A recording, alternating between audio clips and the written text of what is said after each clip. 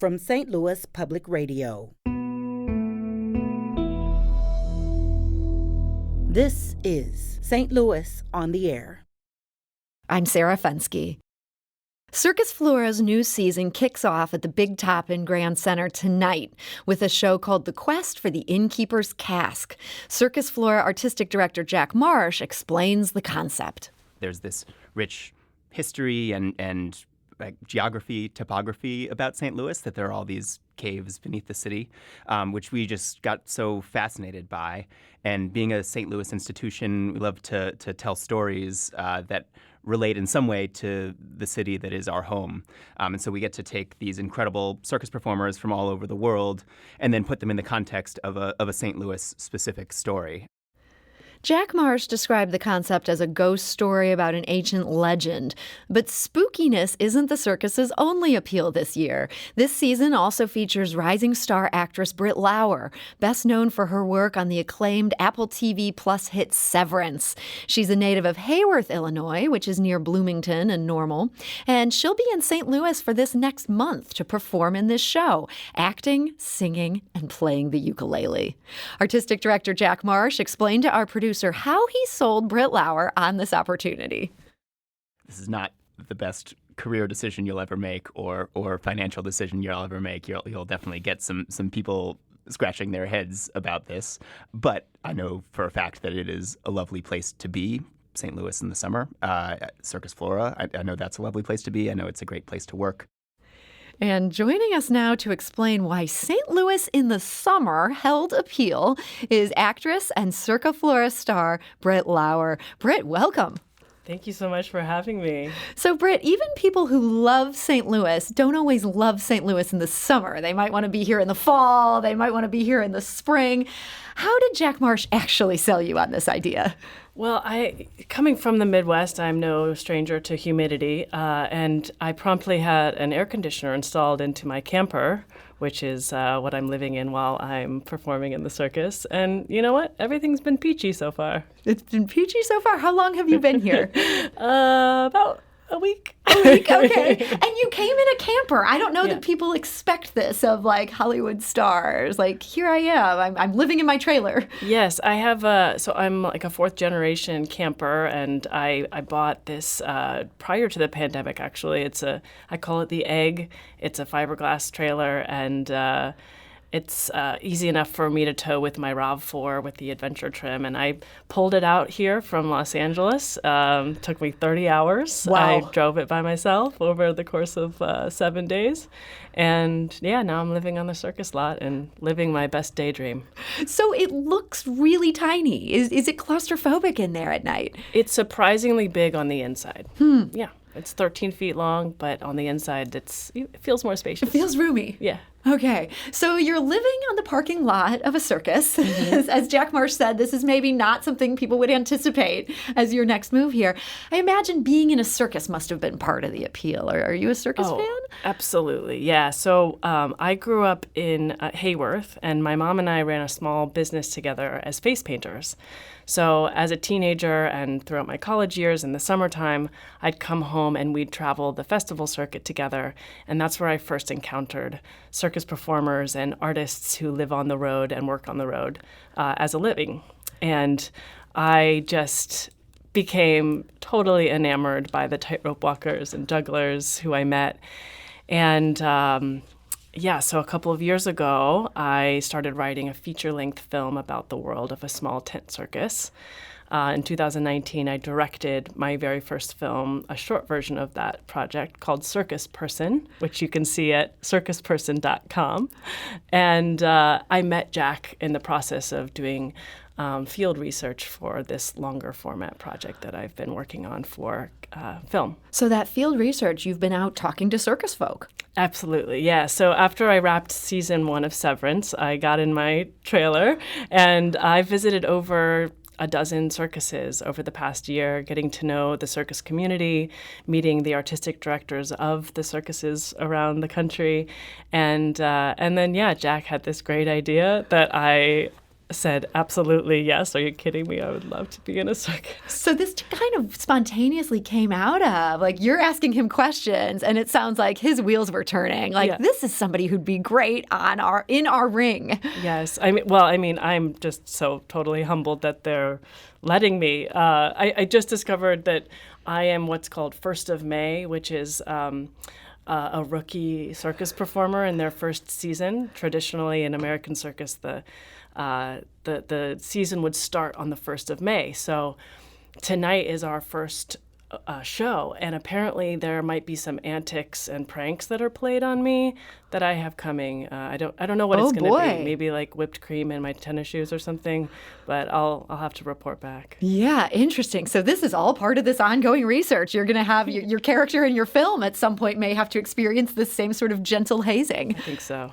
Well, so tell us about this show. Did Jack then create a part for you, or are you taking a part that would have normally gone to a trapeze artist? Well, so there's a theatrical element to the Circus Flora show every year, and it was a very collaborative process coming up with the narrative arc. And so we have a little team. We're the St. Louis Spirit Sleuths. We're like a paranormal detective company. And Ambrose Martos is the other clown who's in that troupe with me, and Sam and Louie from... they have a beautiful Russian cradle act as well that they do. And we kind of stitch together all of the acts with this narrative story so that there's a beginning and middle and end, and we're coming in and hopefully being entertaining while the transitions are happening. And you sing and you play your ukulele. Yeah, I sing okay, and I play the ukulele in a reasonably mediocre way, and hopefully it will be entertaining. A lot of the theme of the show is facing your fear. And it's very meta because I haven't really sang in front of people since high school.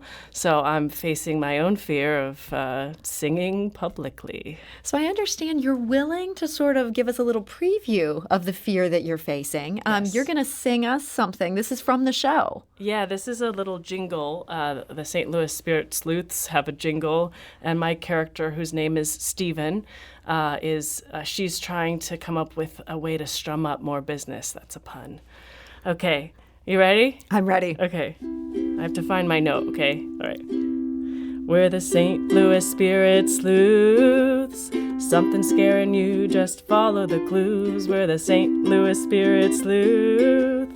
Come see Circus Flora for the month of June and a couple days in July. I love that. I feel like why would you be afraid of bringing out this beautiful voice? Had you done theater when you were back in your high school, college days? Oh, yeah. I did a lot of musicals as a kid, and I studied theater at Northwestern in Evanston, and did a lot of improv comedy when I was living in New York. But this is kind of my first time as a real adult sharing my voice, and definitely the ukulele is new to me. Yeah. How long have you been playing? I started playing, honestly, I started playing ukulele as a way to soothe my heartache. Circus Person, the short film, is about a woman who has a spontaneous desire to join a circus after she goes through a heartbreak. Mm-hmm. And it's inspired from a real life chapter of my life that I lived through. And I picked up the ukulele just as a way to make my heart feel better. And did the ukulele do that for you? I don't think you can hold a ukulele and feel sad for very long. Yeah. So I think so. I mean, it's just an adorable instrument. It is. Yeah. It sounds friendly. Sweet. It's friendly. Yeah. So it was a way for me to be friendly to myself when I was going through a tough time. We're talking today to actress Britt Lower. She is part of the new season of Circus Flora that actually kicks off tonight, runs through some dates in early July as well. And Britt is best known for the show Severance. That's on Apple TV Plus, made a big splash. Everybody's talking about this show. You mentioned that this is your first time being on stage as an adult. In some ways, is that easier? We have maybe more confidence as adults. You're less worried about what other people are thinking of you. I hope that's true. We're going to find out. I'm definitely at my growth edge. And I think that's a lot of how I've lived my life is how do I get a little out of my comfort zone? And in the presence of this circus community, it's been really easy this week. Everything that I thought was true about circus artists, it has been true. There's just a sense of family, a sense of trust, and a playfulness. It's like equal parts wonder and pragmatism. These are like beautiful, incredible athletes, dancers, and they also know how to change a tire. These are just some of the best people I've ever met, and I'm really humbled that they're letting me perform with them. So I'd be remiss not to ask you just a little bit about Severance. You play Helly.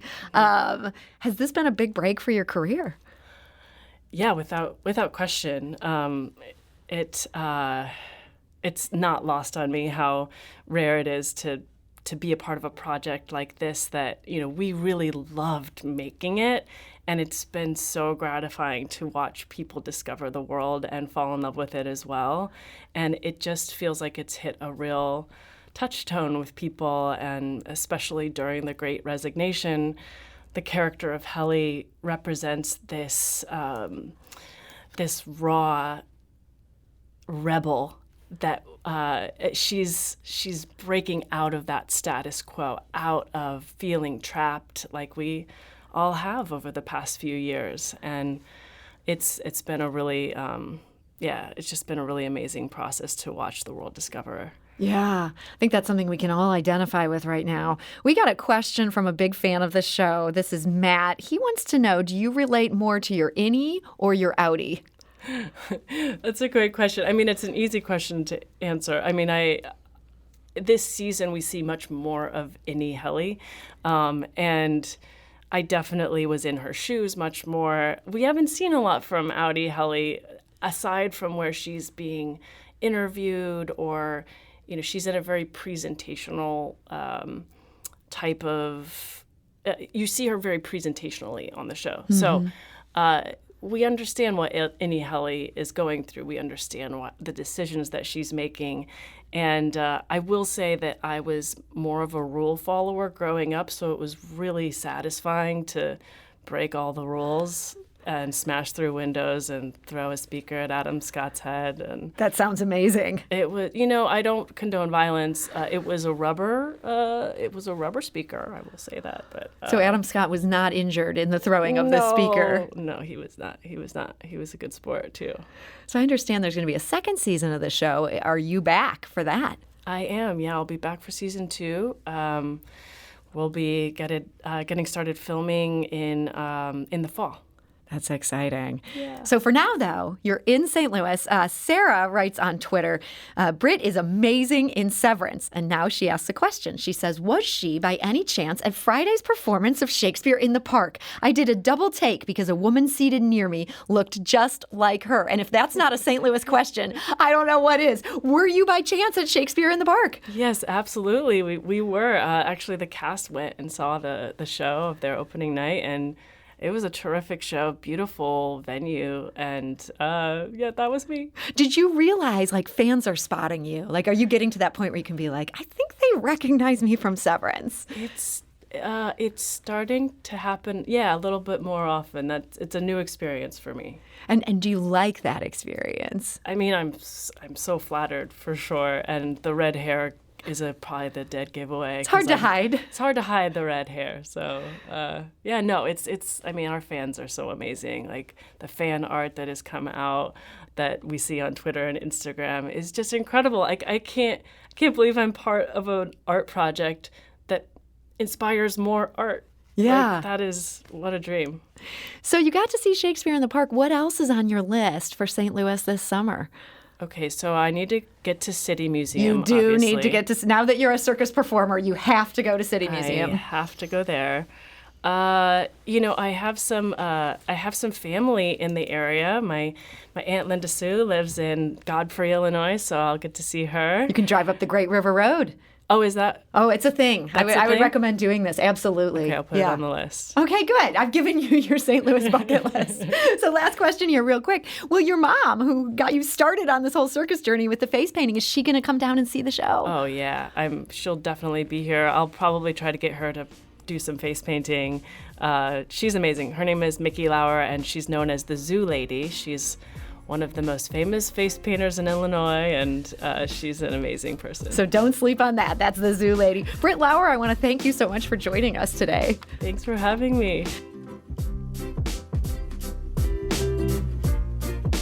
This episode was produced by Alex Hoyer, with audio engineering by Aaron Dorr. Our production intern is Avery Rogers. This podcast was mixed and edited by Avery. Our executive producer is Alex Hoyer. St. Louis on the Air is a production of St. Louis Public Radio. Understanding starts here.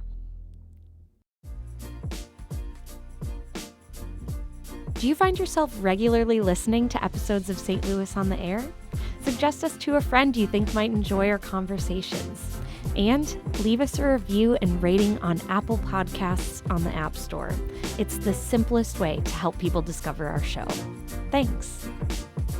St. Louis Public Radio is a member-supported service of the University of Missouri, St. Louis. Support comes from Missouri Forest Products Association, committed to sustainable and sound conservation of the state's forests, which support more than 41,000 Missouri jobs, resulting in a $10 billion industry. ChooseWood.com.